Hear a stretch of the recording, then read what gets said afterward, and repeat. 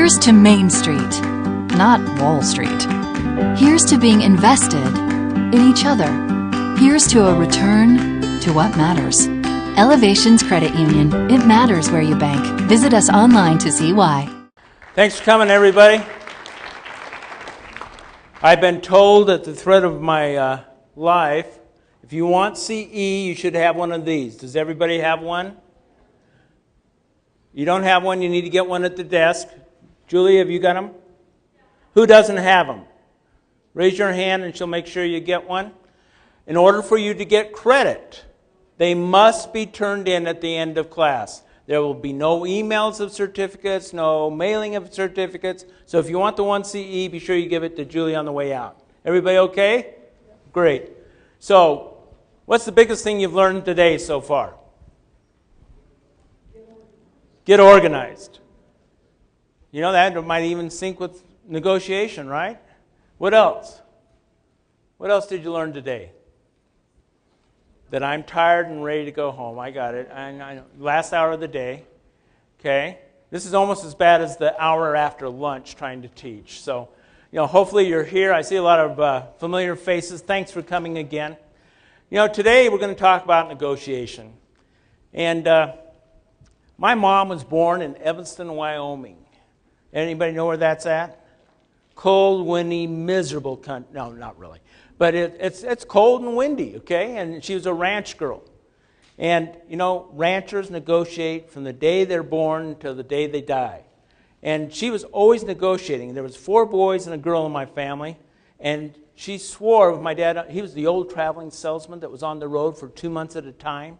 Now we have video sales, so they don't have to do that. But he was on the road going town to town to town.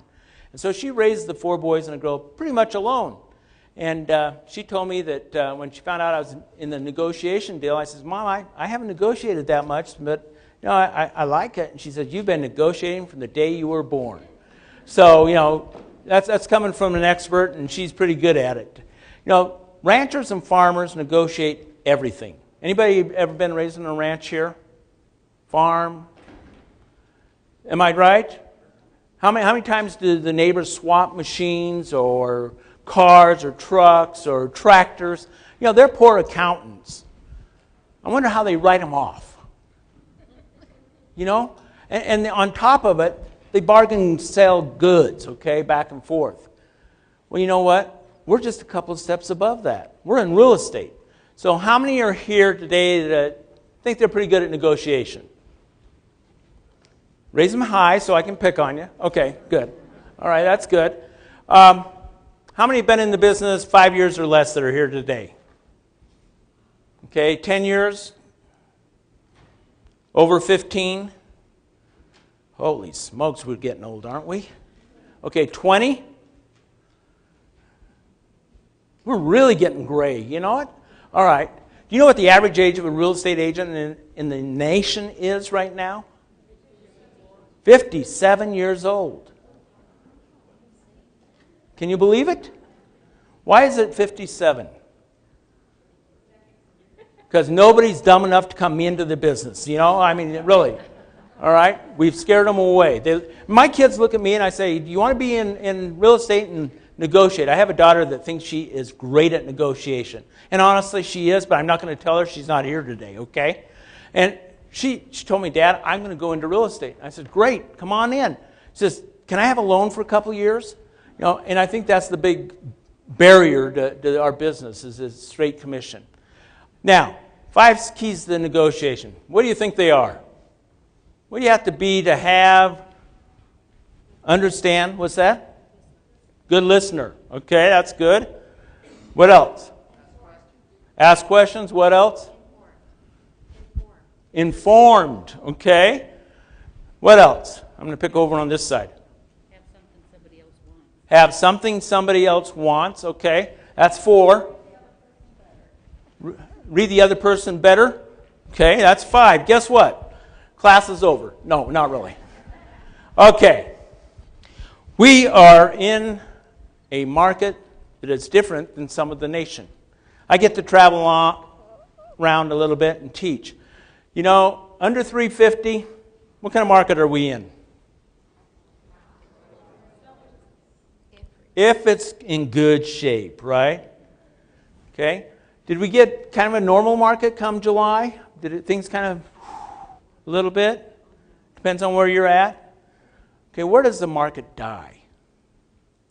Where does it slow down? Everybody's going, well, it's a seller's market everywhere. Is it really? Okay, depends on where you're at. Okay, so we're going to talk about some of these things, and you've brought up some great points. First thing about being a great negotiator is have a plan.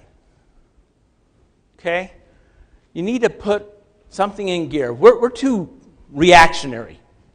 You know, we're driving along, the cell phone goes off. We say, sure, we'll go ahead and get that furnace service cleaned and certified, no problem. What if the seller says, I'm not doing that? In a seller's market, do we have some of that? You bet. So we have to be careful because we go by the seat of our pants. You know, in real estate negotiations, we shouldn't be in a react mode. We need to be in a act mode. In order for us to take action, there should be some thought maybe behind it, some personal interest, some planning. How many plan all their negotiations? Okay. 1. Guess what? It's no different than any other class this size. Can I pick on you? No? Yes? Okay. What's your name? Lois. Hi, Lois. Do you have a significant other? Yes. Good. Now, let me ask you a question. When you want something from this significant other, do you kind of plan how to approach it? Yeah. Yeah? How long have you and this significant other been significant? 10 years. 10 years, okay? All right. I'll bet when you get ready to go to them and say, you know, I would like to talk about this, you kind of already played in your mind what that individual is going to say. Is that correct? Uh-huh. Okay. All right. Thank you. Can I pick on you? Sure. You know what's coming, don't you? Do you have a significant other? Yes. Yes. What's your name? Drew. Drew. So when you want the significant other to do something, do you think what they may say? Yes. Your eyes are Yeah. saying no. Sitting right over here. Sitting right over here?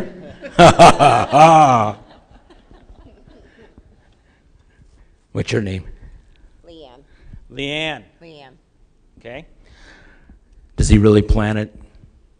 I think he does. Is he conniving? He's kind. Kind.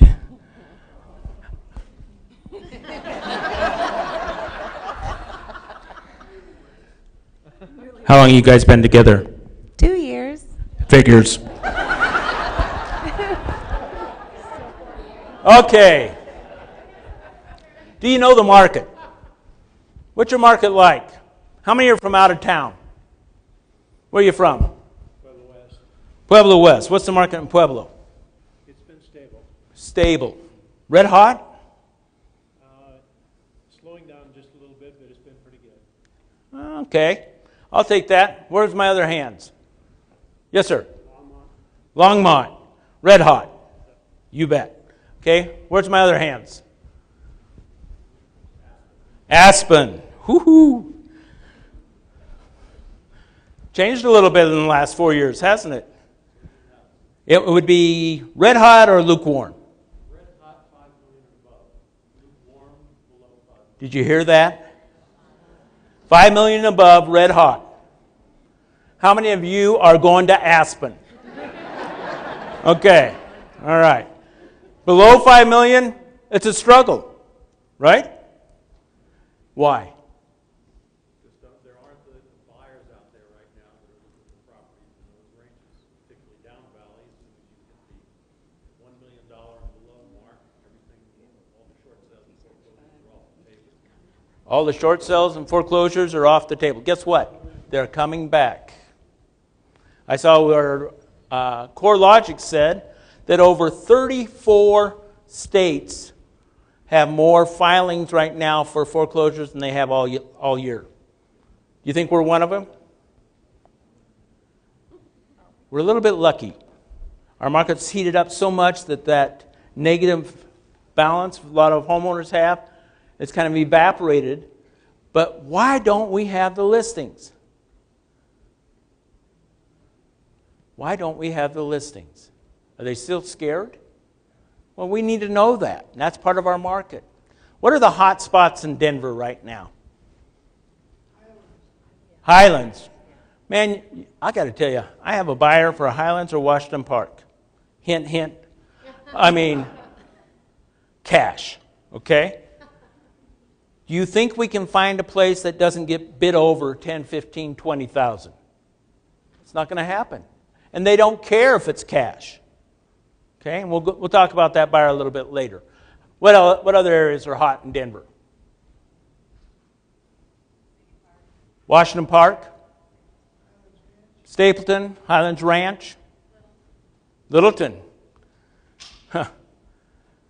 You know, I think it was March or April, we put this home for sale in Dakota Station. Now, I've marketed that area for over 20 years, so I kind of know what's going on there. We probably have the most sales there. Not to say that I'm bragging, but if you need anybody for Dakota Station, hint, hint. Anyways, we're there. We list this guy on a Thursday. Open house is at noon. 36 showings in 36 hours before the open house. Sarah and I ran off 40 brochures, and we were in the open house together. It was vacant, staged. We ran out of brochures in the open house. Now, I thought that kind of cooled down a little bit over the summer, but we just listed another one in Powderhorn, Flintlock at Powderhorn in southwest Littleton. On the market, I had to tell everybody 4 days is what the seller wanted. Then he wanted presentation of offers. We had 4 offers that we cut off, and we still had 4 or 5 more that wanted to make offers that weren't even in the game. So know your market. Now, is there some slow areas in the Denver metro area? Yeah. Do you know where they're at? What happens once you hit 400,000? Anybody specialize in the 400 plus range? Not really?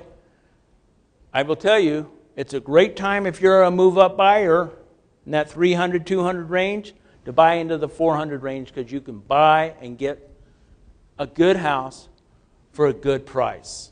Okay? Know that where that mark differs, where that price point is. What will a win-win negotiation look like? How do you find that out from your client? Talk to them.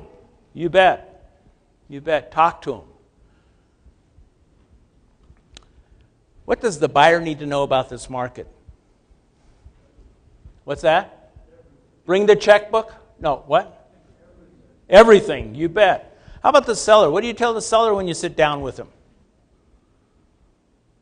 Hold on to your shorts, look out, you're going to be out of the house for 3 days. Why don't you go buy a hotel or move into a hotel for a while and we'll let you know when everything's done. I mean, I had a gal call me up at 6 o'clock on the second day and she says, I'm done. Bring the offers. You know, they just run her out of the house. Now, if you get into the $400,000, $500,000, $600,000, $700,000 range, you don't have quite that many showings. Okay? How many are using Trillia and Zillow to announce their open houses? If you're not, you need to start. There are people watching that. It has driven our open house attendance up probably double what it used to be. So use those tools. Agents, what do you need to know about the market? You know, what's that? More than your clients. I'm going to warn you, the millennials have what? Zillow. So here's an example. What does Zillow say the median price of a home in the Denver metro area is? I just checked yesterday, so I know. $286. What's MLS say? 310 median. Average is 357 to 364, depending on the area. You need to know those things because they're watching what? They're not looking at RE Colorado. What are they looking at? Zillow, Trillia, whatever what do we call that now? Zillia? Okay? It's coming. What is their BATNA? Do you know what a BATNA is? Ranchers used it all the time. It's called the best alternative to a negotiated agreement. In other words, their walk-away point. So when you're in a listing appointment, do you have a walk-away percentage that you're going to say, I'm not going to go below? Or are we so hungry we say, list with me and I'll do it free? No, we don't do that, do we? You can't make a living doing it. So know what your walk-away is, too, as an agent. Buyer's market or seller's market? What price range? Okay? Do you know that? Can you convey that and communicate that to your clients? What's the odds of selling? Do you know what the odds of selling are? Out of all the houses that are listed, what percentage sell in the Denver metro area? All of them? What is it? 97%? No. You're going to be surprised. It's 52%. Under 350, it goes up. Okay? But a lot of people get tired. They pull it off. They're priced over that. Or maybe their house, you said Highlands is hot, but inventory is building in Highlands. What's building in inventory in Highlands? The 5s on a 10 scale. If they're not cherried out, they're not going to pay that price. They want it for less. And a lot of these people are saying, hey, my neighbor sold for $400,000, I should sell for $400,000. My house is better. Doesn't have granite, doesn't have hardwood floors, doesn't have stainless steel, but my house is better. Don't we all get that? You bet. Okay. So know where the break is. Time on the market. Does that affect our negotiations? You bet. It really does. Interest rates. How many can tell me whether interest rates went up or down in the last 7 days? How much? Okay, I'm hearing all kinds of things here. Let's get on the same page. When you leave here, it went down 0.25%. Okay? That's good news. So when you're in the listing appointment right now and they says, gee, I want to wait until the first of the year, you say what? List now, you have no competition. Interest rates went down and the house never shows better than at Christmas. True? I love December for selling houses. It's fun. What a great gift. So know that that's there. How can you tell a buyer's market? We're going to get into that in a little bit. How about a seller's market? How do you tell that? You need to know those things. What's the average list to sales ratio? Anybody know what that is? Under 350 in Littleton, it's what? 102%. Okay? Do you know what your list to sales ratio is? Be able to compare it. Show them your value, how you gain there, okay? What are your odds? You need to be able to convey that. What we try to do is we do it national, what the national market looks like, then the local, county, or city, and then we narrow it down to the neighborhood. Okay? And be able to show them, hey, there's 20 houses that came on the market, 10 have sold in the last 6 months. How many houses are they going to sell in a year? It's called absorption pricing. It's 20. Okay? So that's without any houses coming on the market. So you need to be able to kind of give them an idea. The only reason I tell you that is what's our biggest challenge when we go into listing consultation? What's our biggest challenge? Besides your commission? Price. If you can show them that, get them back to reality and show them where it's at, it's so much easier to get to where you need to be. What can they expect? How long on the market? How many showings? How often, if it's a cherry house, how long do they want to keep it showing before they look at offers? Or do they want the first offer? Know what they want. Ask them the questions. What price range sees a change? We've talked about that. That's in the 400s. What about location, style? Highlands. What's happening in Highlands right now? Scrapes. What's happening to those prices? I have a guy that right now wants to buy a fix-up at $500,000 in Highlands because he thinks he can not even do anything to it and sell it for $800,000. You think? If he scrapes it, what can he do? A lot. So, there's lots of alternatives out there for him. So, time in the market influences negotiations up or down. Depends. Do we ever get a buyer or a seller that will not move their price? Anybody having one of those? Anyone understand that price is totally unreasonable? Okay? I even took pictures into this one house that we had listed and showed them what they were competing against. And I said, see, they had all the baths were updated. Yours are still 1990. They did the kitchen. Yours is 1990 with a slab granite, and you kind of spruced it up a little bit. And the basement, yours is hack job, and theirs is pro. And I was that blunt. And you know what they said to me? Our house is better. They couldn't get it, and so they didn't sell. Personal integrity. Is that important with the people you do business with? If I asked everybody here, if you could give me the name of 5 agents that you would want to do all of your business with, if you could you give me those 5 names? Anybody here not be able to do that? Okay, if I asked you to give me 20 names that you never want to see their shadow again, can you give me that? You bet. Reputation is a big thing, okay? And so we need to know that. What's the biggest thing about keeping your reputation? What's the biggest thing about keeping your reputation high? Do what you say, right? And follow through. The biggest complaint that our sellers have is what? You put a sign in the yard and a lockbox on the door and I see you at closing. No wonder they think we're overpaid. But you know what? We work hard for our money. We really do. How many here have lost a night of sleep over their business? How many here have lost 2 nights of sleep over their business? And it was the same doggone deal, wasn't it? Do we do that in jobs? Not too often, because we know it's going to be there. So keep your integrity high. Keep your team's integrity high. That means you have to check in with them. You have to communicate with your team, with your seller, with your buyer. Stay in touch. Now, things are changing a little bit that way. The millennials, that 20 to 32-ish age, how do they want to be talked to?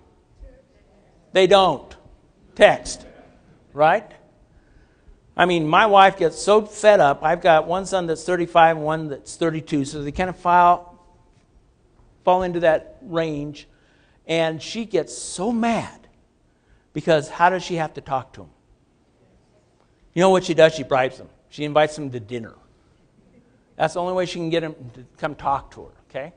So know that integrity is a big deal. Show value.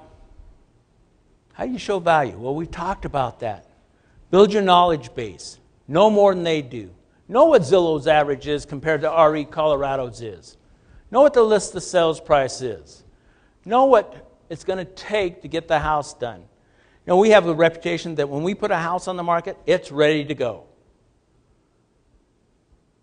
Now, that's been a hard-earned one, and sometimes we've lost listings because of it, because the people won't do it. So if they won't do it, I try to do what? Price adjustment. And I try to show them what it is. The biggest thing you can learn from this class today, highest power is the person with the lowest need. Okay? Lowest power is the one with the highest need. Okay? So how many here have ever had a 2 or 3-year-old? Who has the power? You know, I tell the story of my grandson, Joseph. He was about 3, and I'd walk in and he says, Gramps, he loves Oreos. He says, can I have an Oreo after dinner? Gramps, can I have an Oreo after dinner? Gramps, can I have an Oreo after dinner? Gramps, can I have an Oreo after dinner?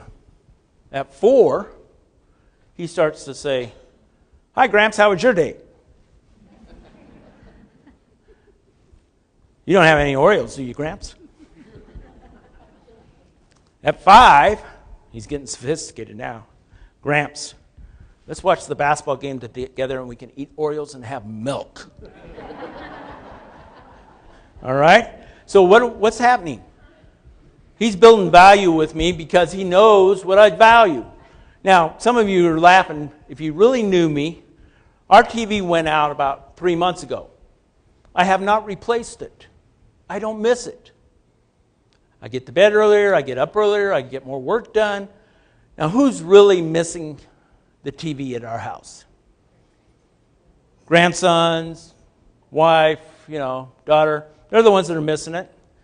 And last night at the dinner table, they says, Dad, we're not worried. We know come March, you're going to buy a TV. Some of you are laughing. You know what I'm talking about, don't you? What is it? March Madness. I mean, I use that as my excuse every other year to buy a 50-inch Sony Bravia TV. My kids love it because they get the hand-me-down, all right? But they're showing value because they're patient and know that it's going to come. Are we patient with our sellers and buyers? Some of us have personalities that are not built for patience, right? Some of us are in the wrong business. No, I mean, especially with patience, all right? So we know what we have to do. In this business, sometimes the buyers have to do what? Experience a little pain, right? Did you see a real drag with the buyers getting caught up with the market? Did you see a drag with the media getting caught up with the market? They're always about 3 to 6 months behind. We started to see in this market change about the middle of 2012. Everybody kind of think of that? End of 2012, I still have buyers saying, I want a good deal.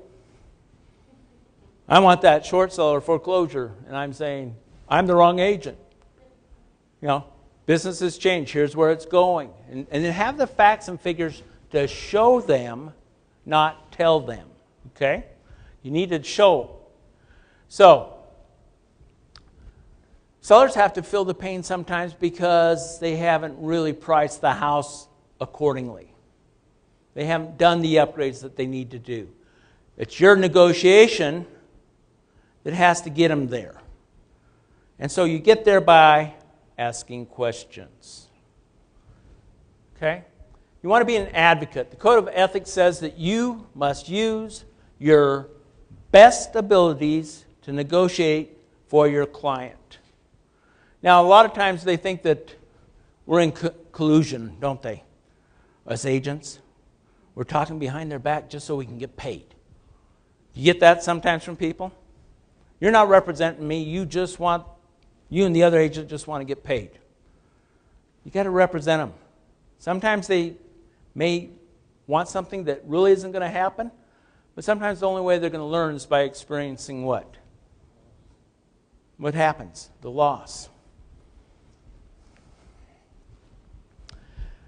How does the public get their information? You need to know that. These millennials and X generations, it's Zillow and Trillia. Here's a good one for you. I was at a retreat a couple of weeks ago, and they did this survey, and I can't remember exactly who it was, but they surveyed 10,000 people. He says, can you name the 2 top companies that you dealt with in your real estate transaction that you bought, and they bought in the last 18 months? What 2 companies do you think they named?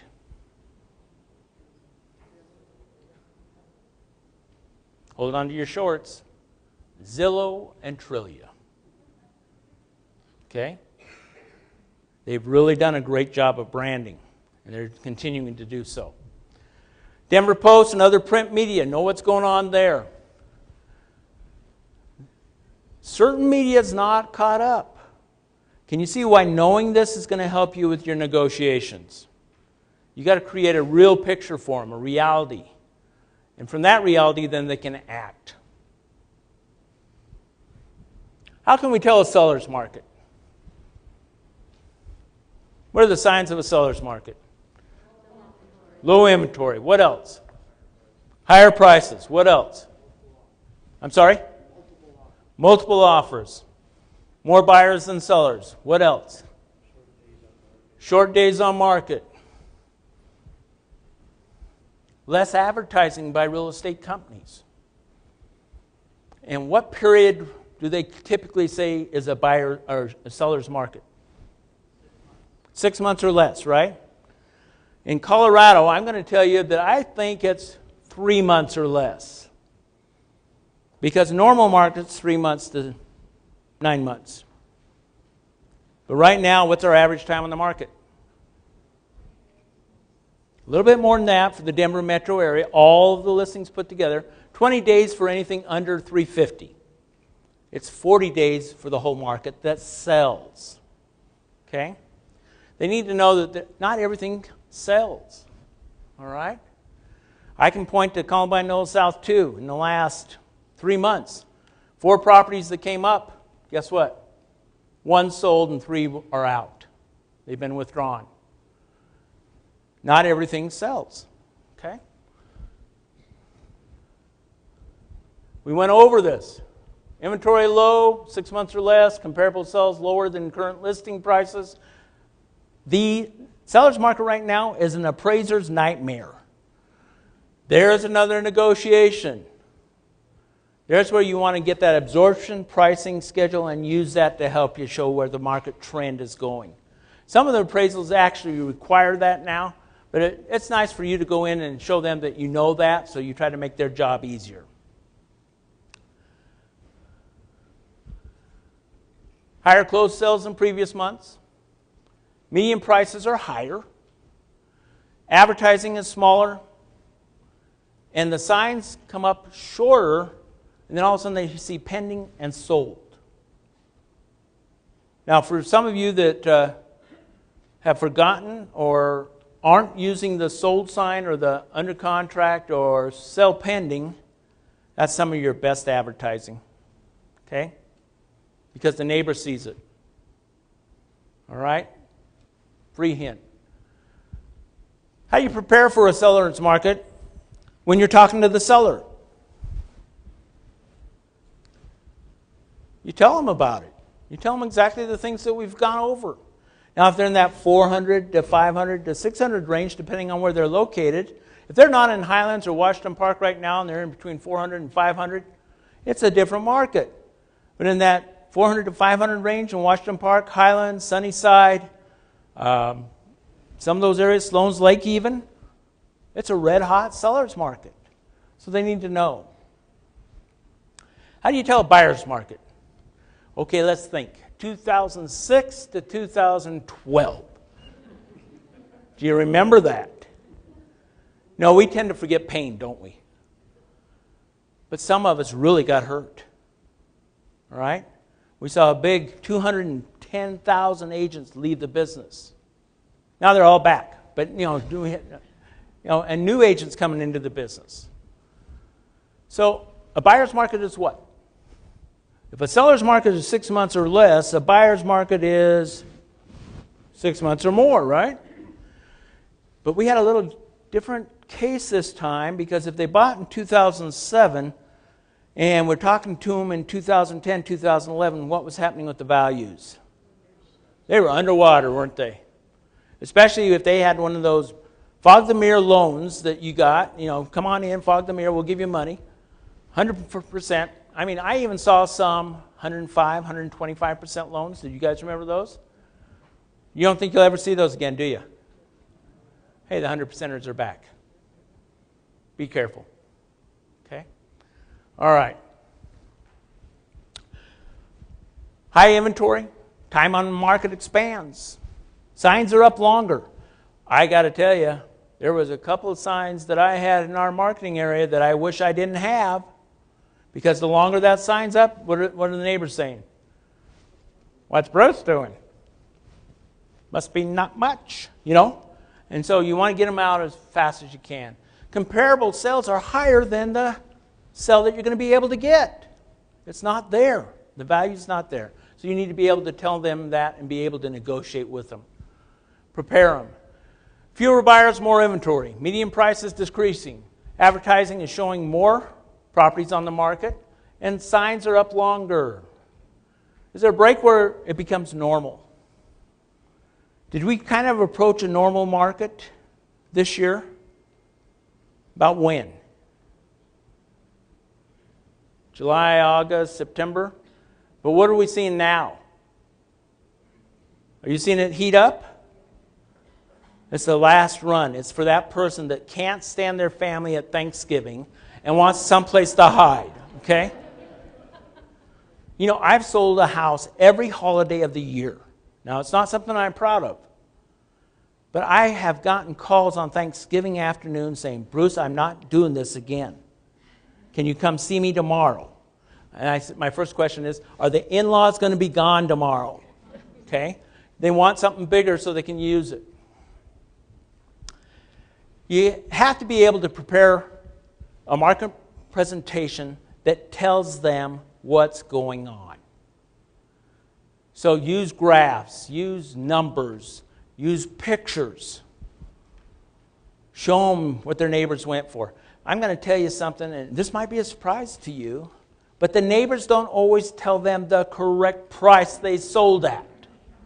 Okay? You know, one I went in on. Hey, our neighbor sold his for $525. I pulled it up this morning, $490. Their house is about 500 square feet less than that, so it's going to be around a $440, $460 sale. They're not going to like to hear that. So I have to have the pictures.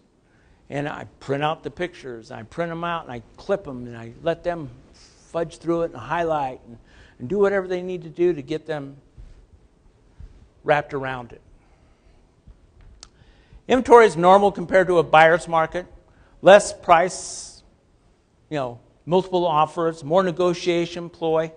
It's there for them to be able to do what they need to be able to do. What's normal in the Denver market? Who can tell me what's normal? I guess it depends on the area and where you're at, or what price range you're at, or what age you're dealing with. Okay?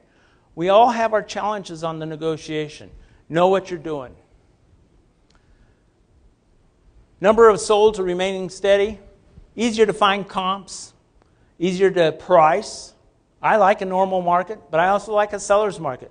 And I got to be honest with you, I'm not so hot on a buyer's market, especially like the one we just went through.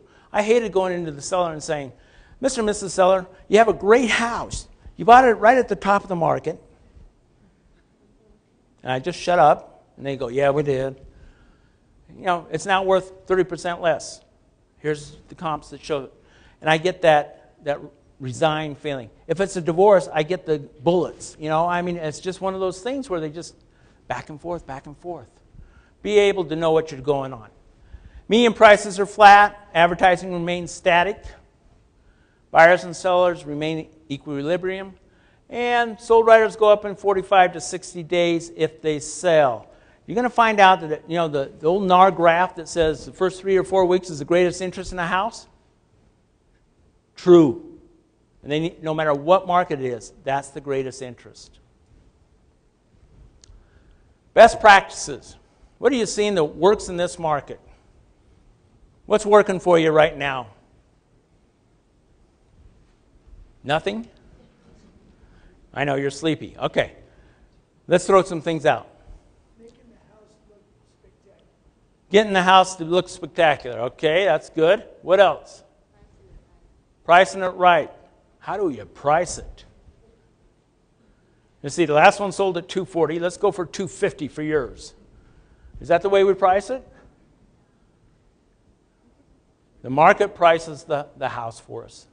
The market drives the price. But you have to do the best you can. A scattergram pricing graph. How many are on Virtual Office? By the way, it's free of RE Colorado. If you go to the scattergram chart, it shows on a line things that sell above and beyond, below. And it tells them that the closer they get to that scattergram line, the better chance they're going to have of selling. Okay. Cash. Is cash king?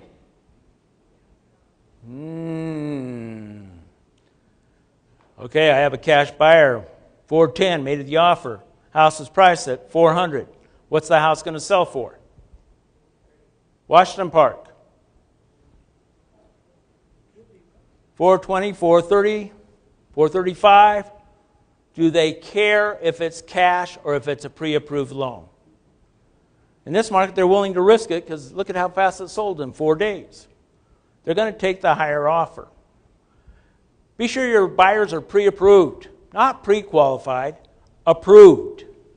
I mean, pending what? Title, inspection, and appraisal. Get them that far. You know, it used to be when I entered this business, they told me the pre-qual letter was about as good as the paper that it was written on. You know, get it so it's approved. Give them a chance. What about escalation clauses in contracts? Are we seeing that? Now, I'm seeing that start to backfire a little. Are you guys? I'm seeing sellers say, what the heck is this? Make your best offer. Okay? Now, maybe that's all the crabby old baby boomers, but that's what I'm seeing, all right? And it's what's happening sometimes. It runs a life of how long it's going to last. Coming soon riders. Nobody's admitting that they're doing coming soon riders. All right, we'll skip that one. Not really. If you're doing coming soon, be sure all agents that get to show it. Not just your company or you. You're going to get there's some real debate going on in the commission that you're not doing the seller a reasonable job if you're not offering it to the market. So if anybody has questions on that, come talk to me afterwards. Timing. How long is it going to take? When can I show it? Post-occupancy agreement. So the only way I can make this cash offer look good, I told the seller's agent what? They can take a month to move out. We don't care. Free. No rent. You know, those kind of things. The other thing I'm seeing is earnest money becoming hard through stages in the contract. So like if I do $10,000 earnest money, at inspection, $2,500 goes hard if we come to an agreement. At title, another $2,500 goes hard. At appraisal, another $2,500 goes hard. See what happens?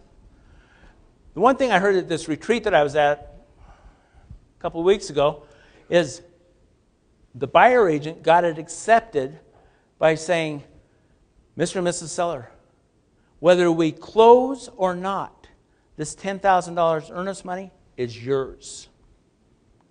You can use it before closing even. I don't know how you'd handle that, writing it up and stuff, but seller says, I need the $10,000. And they took that offer and off they went. So know that there's all kinds of ways that are coming up. Remember, you have to represent your client to the best of your ability. 7 tips with a bonus. Know what the seller wants and needs. Improve your appeal. Sometimes I want to be the one that kind of presents it to the seller. Are any of you listing agents going to let me do that? The answer is no, usually. But who better knows these buyers? You know, here's one. We have an offer in on a property. The seller says, hey, we've got 5 other offers and 2 of them are higher than yours. And I says, that's great. But you know, they've got a family just like yours. And they've given me permission to tell you that. They love the area, they love the schools. Please keep them in mind. We're going to talk about one of the other things that we can use. Know what your plan B is. Have you ever asked the seller, if you don't sell, what's your plan B? That's usually the one I ask after they say, oh, we don't need to sell. Is that a negotiation ploy on their part? You bet. So find out what their plan B. Get them fully approved. Best alternative to negotiated agreement. Try to find out what theirs is. What price are they willing to sell at? I saw a little comic that came across my desk the other day. Our asking price is $485,000. Our begging price is $65,000. That's their walk away. Kind of know what it is. Build trust. Do what you say you're going to do. Show up. Look for connections. Have you ever had a buyer in your car and you've gone through the rapport building and it goes like this? And they shut up? That's not a good feeling. Try to build a rapport and on common ground. And sometimes you have to go first in giving a concession in a negotiation to get something back. Henry Kissinger was one of the greatest negotiators the United States has ever seen. He always used this as his principal tool. He'd make a concession. China will let you trade with us, but let's start to do some talks. So he held the carrot out. Buyer's market, have the home ready. Be prepared for extensive negotiations. Buyers can receive more concessions, and it can be bloody. Power need analysis, we talked about that. Highest power, lowest need. Build value, have a plan B. Negotiate with those who want to negotiate. That's really true. If they don't want to negotiate, why are we wasting our time? Okay, there's lots of properties out there. An example would be in a buyer's market. I come to you and you tell me your price is $500,000. And it's a buyer's market and there's probably 10,000 homes of $500,000 price range. We're offering you $460,000. You tell me to take a kite and fly away. And I say, do you want to sell the house? The other houses in your area are here. I've given you the comps. I've asked for yours. Help me understand why you are where you're at. And you say, no, I'm not doing that. Then you have a what? You've taken a BATNA, a walk-away position, and we can't go to 500 because we're only qualified for 470. So then they walk away. Does that help? Okay. Be fully approved and prepared. Educate the clients. Know the market. Be dependable. Give and take. Flexible terms in a normal market. Price sensitive. Know what's best. Build trust. Creativity. Think outside the box. Sometimes it's that graduated hard money on the earnest money. Sometimes it's more time in the house. Sometimes it is, you know what?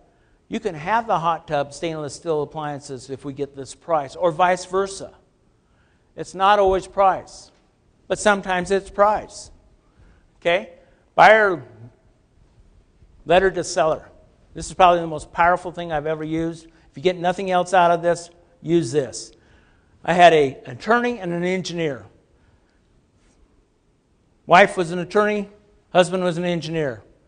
We're going into this. There's two kind of analytics, and we find a house finally that they love. They want to negotiate.